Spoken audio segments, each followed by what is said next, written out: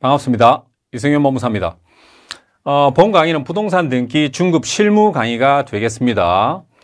자, 본 강의가 실무 강의고 중급 강의인 만큼 초급 강의에 해당하는 일반적인 부동산 등기 총론에 관해서는 간략하게 개관과 세금, 첨부 서면 파트를 이렇게 간략하게 압축시켜서 설명드리는 1강과 2강으로 이렇게 강의하도록 하겠습니다. 자, 다음으로 건물 소유권 보존 등기, 해당 부동산에 대한 모든 등기의 기반이라는 보존 등기를 보시고 나머지 해당 각 식들에 대해서 등기 유형별로 실무상 발생하는 특징에 따라서 각 내용들을 담았습니다. 그래서 해당 소유권에 관한 부분들에 대한 등기가 이렇게 담겨져 있습니다. 다만 소유권에 관한 본등기에 관련된 것들, 그 다음에 본등기에 대한 예비 등기로서 바로 가등기가 있죠. 그죠? 그래서 이러한 가등기도 역시 해당 소유권에 대한 예약 등기로 담겨져 있습니다. 다음으로 가등기에 의한 본등기를 통해서 최종적으로 소유권 이전 등기를 하게 되는 부분을 보시게 됩니다. 여기까지가 소유권에 관한 등기라고 보시면 되겠습니다. 다음으로 용익물건에 관해서 지상권, 전세권을 봅니다. 다음으로 물건은 아니지만 역시 부동산을 사용하는 측면에 있어서는 용익권이라고 할 수 있습니다. 그래서 임차권까지를 보시게 됩니다. 자, 다음으로 권리질권 및 공동저당, 저당, 그 다음에 건저당권과 관련돼서 여기까지가 바로 담보물건이 되겠습니다. 이렇게 해서 해당 소유권과 제한물건 사항에 대한 등기를 다 마치시고 나면 마지막으로 표시에 관한 등기인 멸실 등기 또는 말소 회복 등기라는 일반 특수한 사항에 대한 등기를 한 가지 보시게 됩니다. 다음으로 외국인 및 법인, 그 다음에 법인 아닌 사단, 그 다음에 미성년자에 대한 등기 신청으로서 등기 신청인에 대한 기본적인 특칙들을 공부하시게 되겠습니다. 자, 그럼 본격적으로 부동산 등기 개관에 대한 강의로 들어가 보도록 하겠습니다.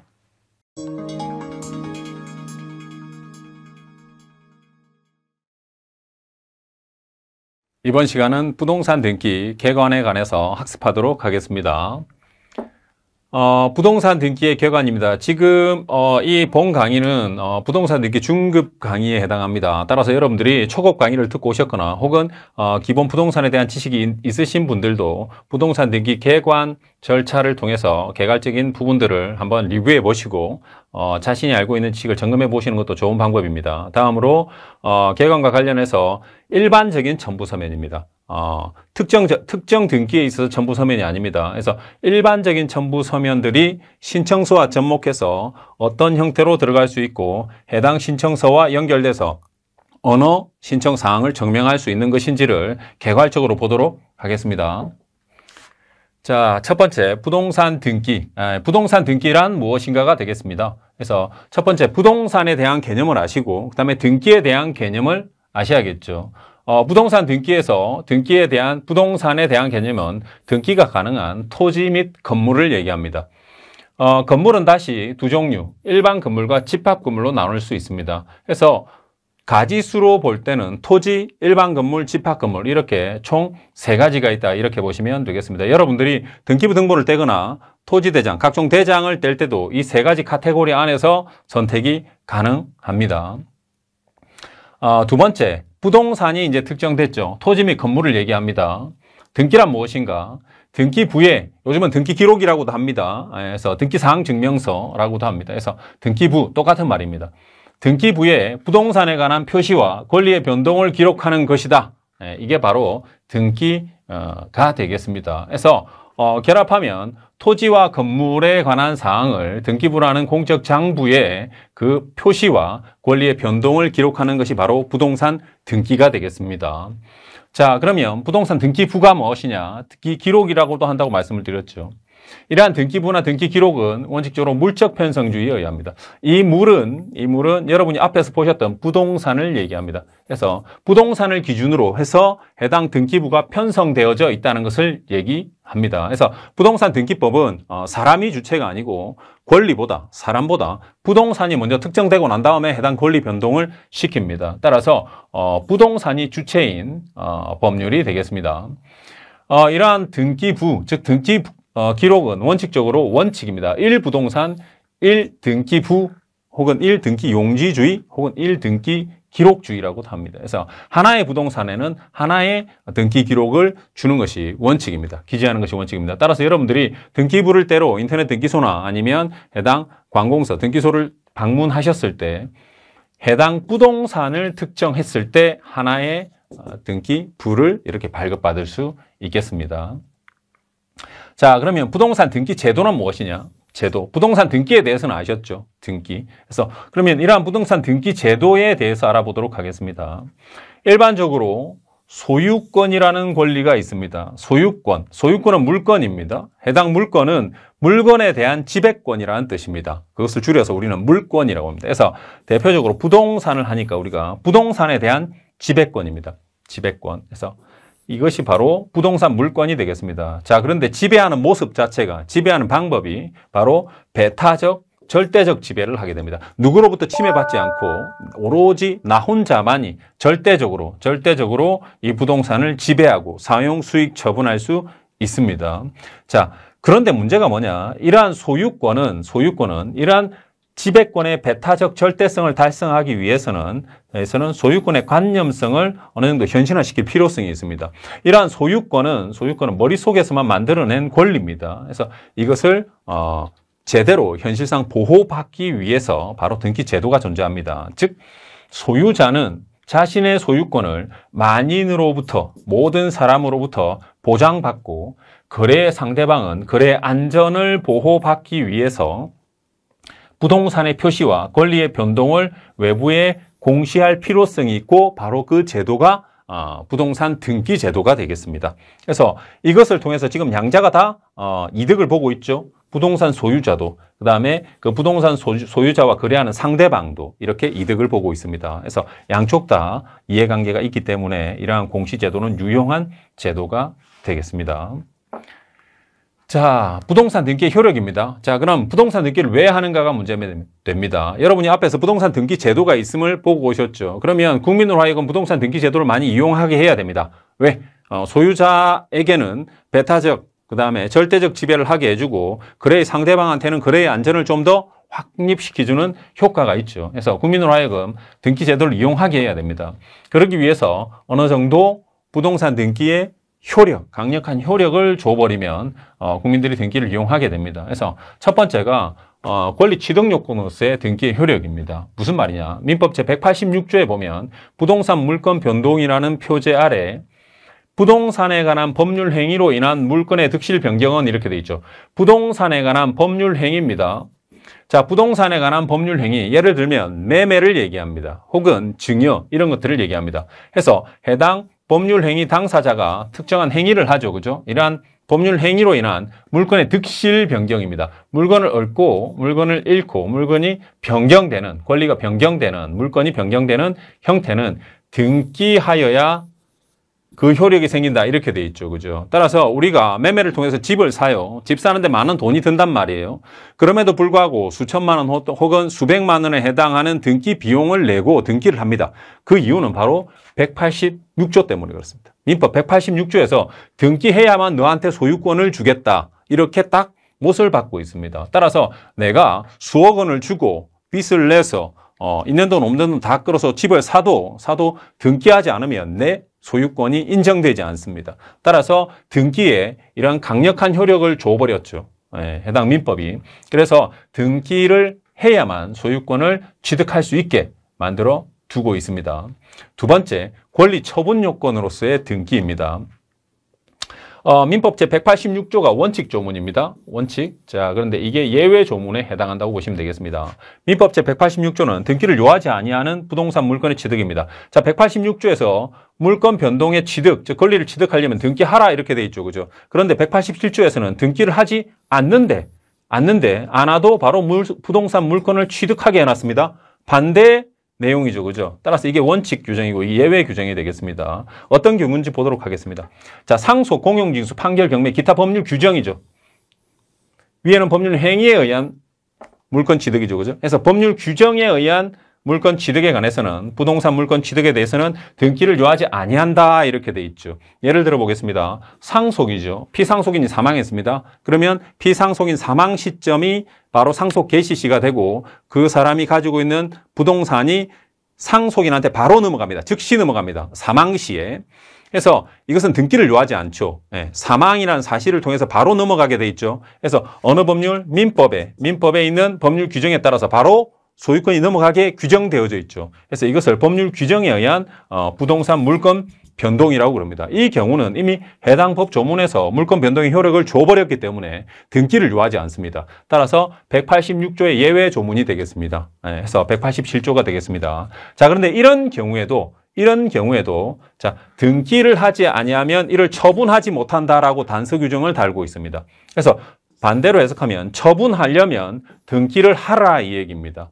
즉 상속인이 피상속인으로부터 상속받을 당시에는 피상속인의 사망이라는 사실만 있으면 부동산이 넘어옵니다. 그런데 상속인이 해당 부동산을 제3자한테 되팔려고 그래요. 그러면 즉시 매매할 수 없습니다. 되팔기 위해서는 반드시 상속 등기를 먼저 하고 매매 등기를 해야 됩니다. 이처럼 처분 요건으로서의 등기를 규정해 놓고 있습니다. 그래서 어떤 형태로든 부동산은 결국 처분하기 위해서는 등기를 요하게 됩니다. 다음으로 대항 요건입니다. 민법 제621조에 보면 부동산 임차권에 한해서 임차권 등기를 한 때는 그때부터 제3자에 대해서 효력이 있다. 제3자에 대해서 효력이 있다. 이걸 대항력이라고 그럽니다. 왜 이걸 대항력이라고 그러냐? 임차권은 물건이 아닙니다. 임차권은 채권입니다. 채권은 계약을 한 당사자 사이에서만 계약의 효력, 즉 구속력이 발생합니다. 임차권을 예를 들면 임대인과 임차인에 대해서만 해당 부동산의 사용 수익 권한이 있습니다.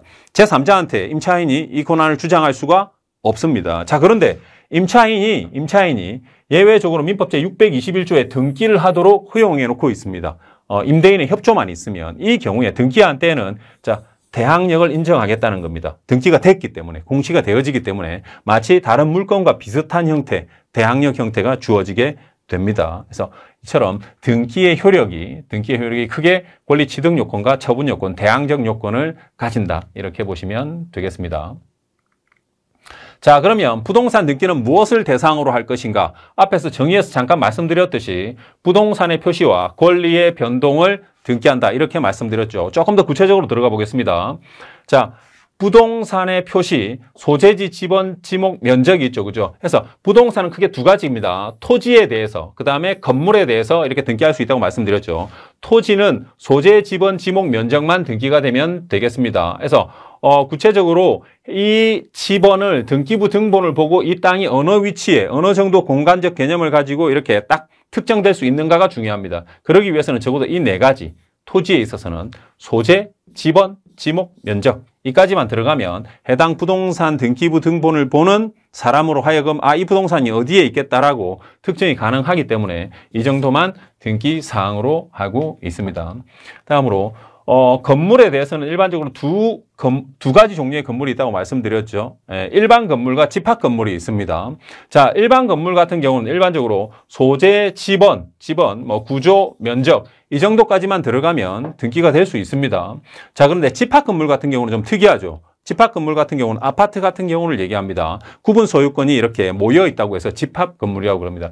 이 경우에는 소재, 지번, 즉 아파트가 이렇게 그냥 혼자 설 수 없죠. 땅 위에 이렇게 서 있죠. 그죠? 그래서 이 아파트를 정확하게 특정하기 위해서는 해당 소재 지번이 들어가야 됩니다. 어느 땅 위에 서 있는지가 들어가야죠. 그래서 소재 지번이 등기사항으로 들어옵니다. 그 다음에 땅이 특정됐고 이 땅 위에 이 건물이 서 있으니까 이 건물 중에 아파트 건물 중에 어느 게 내 건지 표시해야 되겠죠. 그죠? 그래서 건물 번호, 구조, 면적 이런 것 등이 추가적으로 등기되게 되겠습니다. 그래서 건물 번호가 집합 건물에 있어서는 특이하게 등기된다. 이렇게 보시면 되겠습니다. 자, 이게 이제 부동산 표시였고 그 다음에 이러한 부동산 표시는 여러분이 보시는 부동산 표시란에 이렇게 다 기재가 되겠습니다. 즉, 세 가지 종류죠. 토지, 그 다음에 일반 건물, 집합 건물 이렇게 세 종류의 카테고리를 가지고 부동산 표시란에 각각 기재가 되겠습니다. 자, 다음으로 권리를 보도록 하겠습니다. 권리 변동도 해당 부동산에 대한 등기 사항이라고 말씀을 드렸죠. 권리의 종류에 대해서는 부동산 등기법 제3조에 보면 해당 등기할 수 있는 권리를 특정해 놓고 있습니다. 크게 볼 때 물권 플러스 임차권이다. 이렇게 보시면 되겠습니다. 임차권은 채권임에도 불구하고 특별하게 등기할 수 있도록 두고 있음을 앞에서 보셨죠. 그래서 물건 및 채권이다. 물건 같은 경우는 민법 제185조에서 물건 법정주의라고 해서 딱 규정되어 있습니다.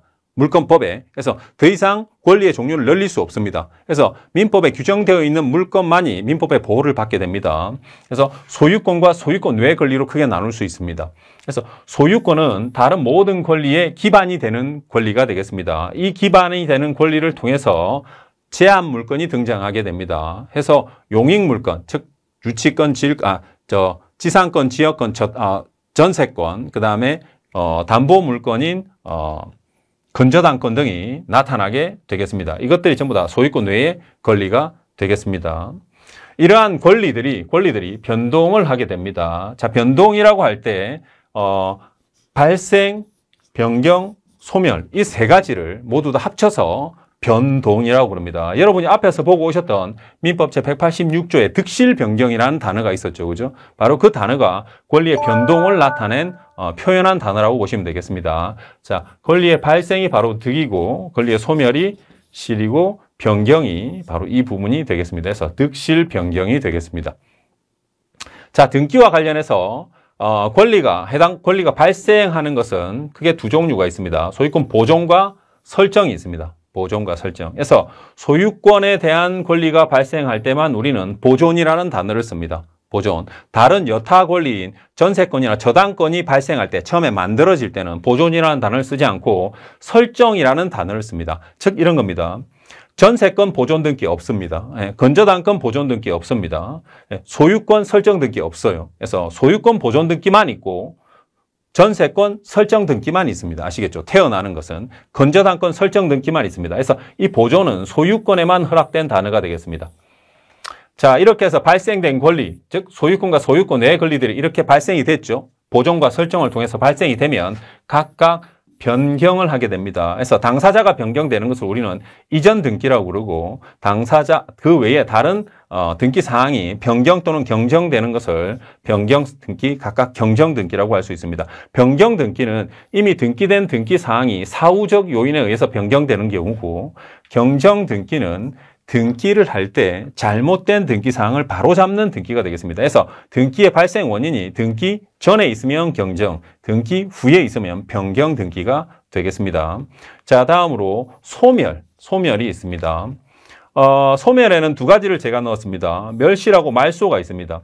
권리의 말소를 얘기하는 말소 등기입니다. 그래서 근저당, 돈을 빌려주고 근저당권을 설정했어요. 근데 내가 돈을 다 받았습니다. 변제를 받았어요. 그러면 해당 권리가 말소되죠. 기능을 다 했습니다. 그래서 권리의 말소를 얘기합니다. 그때 하는 등기가 말소 등기가 되겠습니다. 자, 그런데 멸실 등기는 물리적 현상의 소멸을 얘기합니다. 즉 집이 지진이나 산사태, 그 다음에 해안 지역의 쓰나미 이런 것도 유실된 경우에 물리적으로 해당 집이 없어져 버렸죠. 소멸했죠. 그죠? 그런 경우에 하는 게 바로 멸실 등기가 되겠습니다. 그래서 이 멸실 등기는 권리에 관한 등기라기보다 표시에 관한 등기가 되겠죠. 실질적으로 볼 때 해서 해당 부동산이 소멸하는 경우다. 이렇게 해서 권리 변동까지 보셨고, 이러한 권리 변동을 시키는 원인이 있습니다. 원인 크게 두 가지입니다. 여러분이 앞에서 보고 오셨던 민법 제186조요. 법률 행위에 의한 물권 변동과 187조에 의한 법률 규정에 의한 물권 변동, 크게 이렇게 두 가지가 있습니다. 그래서 각각의 종류로 법률 행위에 의한 물권 변동은 대표적으로 유상인 경우에 매매가 있고 무상인 경우 정여가 있습니다. 그 다음에 법률 규정에 의한 물권 변동으로 조문에서 잠깐 보셨듯이 상속, 공용징수, 경매가 이에 해당합니다. 그래서 해당 법에서 상속 시, 사망 시에, 경매 시에 매각 대금을 다 낸 경우에 민법과 각각 민사집행법에서 법률 규정이죠. 법률에서 해당 법령에서 물권 변동을 자동으로 시키고 있습니다. 자동으로. 그래서 이런 경우에 해당 권리들이 이렇게 발생, 변경, 소멸을 거듭하게 됩니다. 신청서 기재 사항과 관련해서 자, 소유권이 이렇게 보존됐죠. 그죠? 권리 변동 사항 중에, 양태 중에 이렇게 권리 변동과 관련돼서 이렇게 세 개의 카테고리를 가지고 이 부분, 이 중앙 부분을 채우게 됩니다. 그래서 권리 변동 모양이 소유권이 보존됐다고 하면 바로 여기가 소유권 보존이 됩니다. 변동되는 권리는 소유권이고 변동의 모양은 이전이 되겠습니다. 자, 그 다음에 근저당권이 설정됐다. 만약에 예를 들어서 그러면 변동되는 권리는 근저당권이 되겠죠. 그죠? 네, 권리가 되겠고 변동되는 모양은 설정이 됩니다. 이전이 됐다. 근저당 이전. 소유권이 이전한다. 소유권 이전. 이렇게 결합돼서 이 두 개가 결합돼서 등기의 목적의 모든 부분을 만들게 되겠습니다. 그 다음에 등기 원인과 그 연월일이 있죠. 그죠? 예, 등기 원인 파트가 바로 이쪽을 채우는 부분이 되겠습니다. 즉 법률 행위에 의한 부분은 일반적으로 계약에 의합니다. 매매, 증여, 계약이죠. 그죠? 따라서 매매인 경우, 증여인 경우 각각 그 원인이 여기가 등기 원인과 그 연월일을 기재하는 부분이죠. 따라서 매매인 경우에는 매매, 증여인 경우에는 증여 이렇게 기재가 됩니다. 그 연월일은요? 법률 행위일이죠. 법률 행위일. 따라서 계약서 작성일이 되겠습니다. 계약 작성일. 자, 다음으로 법률 규정에 의한 경우는 상속입니다. 그죠? 해당 소유권 발생일이 되겠습니다. 그래서 상속은 사망인의 상속인의 사망일자죠. 그죠? 그래서 그 원인이 사망일자로 가고 당연히 원인은 상속이 됩니다. 이렇게 결합돼서 이런 것들이 결합돼서 등기 원인과 결합을 구성합니다. 자, 그러면 여기 여러분이 보시다시피 부동산 표시는 여기에 기재가 되고 권리의 변동 원인 이 세 가지 카테고리가 여기를 채우게 됩니다. 그 다음에 이렇게 발생한 등기 원인을 작용한 당사자들이 당연히 계약이나 법률 규정에 의해서 나오게 되겠죠. 그죠? 나오게 되면 그 사람들의 인적 사항 중에 성명, 주민번호, 주소가 각각 신청서에 기재됩니다. 신청서에 기재됐다는 것은 등기부 등본에 올라간다는 얘기입니다. 해서 각각의 사항들이 이렇게 특정될 수 있다. 그래서 여러분들이 보셨듯이 지금 여러분이 보고 있는 신청서가 이게 갑지입니다. 그죠? 네, 신청서는 갑지 월지 두 장이 있습니다. 두 장 중에 이 두 장을 채울 수 있는 것은 바로 부동산 표시와 권리 변동 원인이 바로 이 두 장을 채우는 요건들이 되겠습니다. 자, 부동산 등기의 종류를 보도록 하겠습니다. 앞에서 잠깐 말씀드렸듯이 부동산 등기는 크게 소유권에 관한 등기와 소유권 이외에 관한 등기로 나눌 수 있습니다. 그 다음에 이러한 권리는 부동산 등기법 제3조에 규정되어져 있습니다. 소유권에 관한 등기를 볼 때 소유권 보존 등기와 소유권 이전 등기 크게 두 가지로 나눌 수 있고 소유권 보존 등기는 부동산에 대한 카테고리가 있었죠. 부동산, 토지, 일반 건물, 집합 건물 이렇게 세 가지가 있었죠. 그 세 가지에 관련된 이렇게 각각의 보존 등기들이 존재할 수 있습니다. 다음으로 소유권 이전 등기, 이전을 발생시키는 원인은 크게 두 가지입니다. 법률 행위와 법률 규정입니다. 따라서 이 해당 사항에 따라서 등기의 종류, 원인이 각각 달라지게 되겠습니다. 다음으로 소유권 이외의 권리에 대해서 자 여기까지 지상권, 지역권, 전세권은 용익물권입니다. 해서 물권은 더 이상 창설할 수 없다. 이게 민법 제185조입니다. 그죠? 그래서 물권 법정주의를 취하고 있기 때문에 물권법에서 정해진 용익물권은 이렇게 세 가지밖에 없습니다. 그중에 등기의 대상이 되는 것. 그래서 지상권, 지역권, 전세권. 이것에 대해서 각각 아까 권리 변동이라고 그랬죠. 그죠? 득실 변경, 발생 변경, 소멸이라고 말씀드렸습니다. 그래서 발생하고 이렇게 이전, 변경, 묶어서 변경되고 소멸하는 말소 등기의 형태를 취하게 됩니다. 이렇게 해서 득실 변경을 하는 물권 변동의 모양을 나타낸 것이라고 보시면 되겠습니다. 따라서 각각의 등기의 종류도 각각 나타납니다. 전세권 설정 등기, 전세권 이전 등기, 전세권 변경 등기, 전세권 말소 등기 이렇게 각각 다 나타난다고 보시면 되겠습니다. 나머지 요 밑에 권리질권과 저당권이 있죠. 그죠? 저당권. 이게 바로 담보물권이 되겠습니다. 해서 이건 역시 마찬가지로 설정, 이전, 변경, 말소를 거듭하면서 권리의 변동 모양을 보여주고 각각에 따라서 해당 등기들이 존재하게 되겠습니다. 자, 다음으로 여기까지가 이제 물권이죠. 그죠? 물권인데 예외적으로 물권 플러스 임차권이 등기의 대상임을 설명드렸습니다. 임차권은 용익하는 채권이죠. 그죠? 용익합니다. 해서 해당 부동산에 대한 대여, 용익이죠. 그래서 설정, 이전, 변경, 말소 똑같이 이렇게 권리가 변경되는 부분이 있고 해당 변경에 따른 등기 사항들이 존재한다. 이렇게 보시면 되겠습니다. 여러분이 보신 것이 모두 묶어서 본 등기라고 합니다. 본래의 등기죠. 네, 본래의 등기입니다. 그런데 이 본 등기와 비교되는 게 바로 가등기가 있습니다. 가등기. 다른 말로 예약 등기 또는 예비 등기라고 합니다. 그래서 보시면 부동산 물권에 해당하는 권리의 설정, 이전, 변경, 소멸의 청구권을 보존하기 위해서 하는 예비 등기다 이렇게 돼 있죠. 그래서 가등기의 대상은 일반적으로 이것입니다. 이 모든 등기들의 대상들이 전부 다 가등기의 대상이 됩니다. 왜? 가등기는 뭘 위한 존재하느냐? 바로 이 본등기를 하기 앞서서 하는 등기이기 때문에 본등기 할 수 있는 권리가 전부 다 가등기 할 수 있는 권리다. 이렇게 보시면 되겠습니다. 그래서 전체적으로 볼 때 부동산 등기의 종류가 이런 형태로 구성되어져 있겠습니다. 자, 다음으로 등기 신청 원칙을 보도록 하겠습니다. 등기를 신청하는 원칙은 원칙적으로 신청주의에 의합니다. 근데 신청주의라 하더라도 공동 신청하는 경우가 있고 단독 신청하는 경우가 있습니다. 당연히 원칙, 등기 권리자, 즉 권리를 얻는 자, 그 다음에 등기 의무자, 해당 등기를 통해서 권리를 잃는 자를 얘기합니다. 이 두 사람이 공동 신청하는 것이 원칙입니다. 원칙입니다. 다만 공동 신청이 안 되는 경우 혹은 공동 신청의 원칙을 적용시키기가 조금 어려운 경우가 있습니다. 현실상. 이 경우에 예외적으로 단독 신청을 만들어 놨습니다. 즉 예외죠. 예외입니다. 그래서 첫 번째 상속입니다. 피상속인이 이미 부동산 소유자였던 피상속인이 이미 사망했죠. 그러면 상속인과 손잡고 공동 신청할 수 없단 말이에요. 어쩔 수 없이 단독 신청의 형태를 만들 수밖에 없습니다. 다음으로 판결이나 경매, 해당 부동산에 대해서 다툼이 있거나 해당 부동산 소유자가 도산해서 그죠? 파산해서 경매 절차를 밟고 있어요. 그래서 해당 낙찰자나 승소자가 소유자한테 가서 같이 손잡고 공동 신청해서 등기 좀 합시다. 이렇게 할 수 없단 말이에요. 그죠? 그래서 예외적으로 어쩔 수 없이 단독 신청을 허용해 준 예가 되겠습니다. 자, 이렇게 크게 신청에 의해서 등기를 할 수 있는 경우와 기타 등기관이 직권으로 할 수 있는 경우, 그 다음에 법원의 촉탁, 그 다음에 법원의 명령 등으로 등기가 다시 시행될 수 있습니다. 시작할 수 있습니다. 자, 다음으로 등기 신청 방식을 보도록 하겠습니다.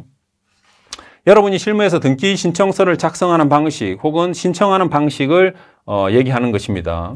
제일 오래된 방식이죠. 서면 방문 신청입니다. 여러분이 보셨던 앞에 갑지와 지금 여러분이 보시는 세금의 얼치입니다. 이것을 수기로 하나하나 다 일일이 계산해서 작성하는 방식이 되겠습니다. 그래서 이러한 서면 작성 방식은 방문 신청해야 됩니다. 방문 신청. 두 번째, 이폼 방문 신청입니다. 실무상 서면 방문 신청은 사장됐다 보시면 되고 이 둘 중에 하나를 사용한다고 보시면 되겠습니다. 그래서 이 폼은 전자 표준 양식이란 뜻입니다. 전자 표준 양식으로 인터넷 등기소에서 온라인으로 신청서를 작성하고 그렇게 작성한 신청서를 프린트해서 바로 등기소에 첨부 서면과 함께 방문 신청하는 방식이 바로 이폼 방문 신청 방식이 되겠습니다. 실무에서는 이것을 가장 많이 사용하고 있습니다. 세 번째, 전자신청입니다. 전자신청은 말 그대로 온라인 신청을 얘기합니다.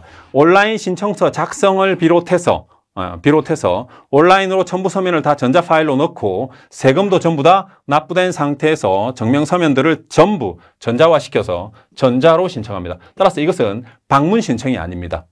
바로 온라인 신청이 되겠습니다. 자, 이렇게 등기 신청의 방식을 보셨고 이렇게 신청된 등기를 그러면 어디서 처리할 것인가? 바로 등기소가 되겠죠. 등기소. 그래서 등기 신청을 처리하는 곳을 봅니다. 법원 사무처리규칙상 원칙적으로 볼 때 법원이 등기를 처리한다라고 규정되어져 있습니다. 법원이. 자, 그러면 법원은 필요한 경우에 등기소를 둘 수 있다라고 규정되어 있습니다. 그래서 여러분들이 실무상 만날 수 있는 명칭은 등기과, 등기소, 등기구 크게 이렇게 세 가지가 있습니다. 세 가지가. 그래서 이 셋 중에 하나의 명칭을 가지고 관할 등기소에 신청을 하면 등기 사무를 처리하는 곳이 되겠습니다. 다음으로 구분하셔야 될 게 관할 등기소가 있습니다. 관할 등기소는 내 사건을 맡아보는 곳입니다. 부동산 소재지가 기준입니다. 부동산이 어디에 있는지에 따라서 제주도에 있으면 제주도, 서울에 있으면 서울, 강릉에 있으면 강릉 그 소재지 등기소에 신청합니다. 그러면 그렇게 관할이 특정된 내 사건을, 접수한 사건을 심사할 수 있는 권한이 있는 등기소를 관할 등기소라고 그럽니다. 이러한 등기소에 가면 등기관이라는 사람이 앉아 있습니다. 등기관. 이러한 등기관은 여러분이 제출한 등기 신청서를 심사하는 사람입니다. 그런데 그 사람이 가지고 있는 심사권이 바로 형식적 심사권이라는 데 핵심이 있습니다. 형식적 심사권이란